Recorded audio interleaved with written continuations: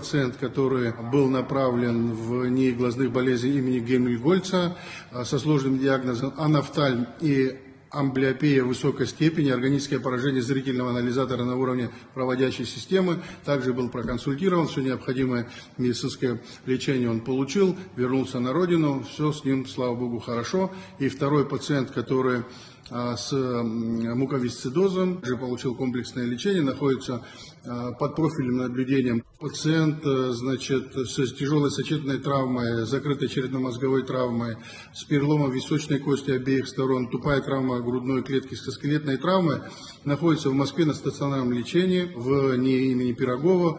И четвертый пациент, это пациент, который находится в НИИ Вишневского с пролежневой болезнью, с большими нарушениями кожных покровов. Весь комплекс мероприятий был проведен, но, к сожалению, без такого эффекта, который мог бы ему помочь. У него ряд еще сопутствующих заболеваний. Поэтому этот пациент сейчас находится в НИИ Вишневского. Этот процесс длительного лечения. Два пациента были госпитализированы в НИМИЦ, научно-медицинский исследовательский центр нейрохирургии имени академика Бурденко, со сложными диагнозами.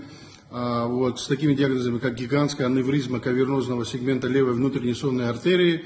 Эта пациентка была консультирована в разных клиниках, но только могли соперировать ее в НИИ Бурденко. Она уже выписана, находится в республике. И вторая пациентка с полифактозным стенозом позвоночного канала. Также была проведена высокотехнологическая медицинская операция в НИИ Бурденко. Пациентка также уже выписана, находится на территории Республики Абхазия, чувствует себя очень хорошо.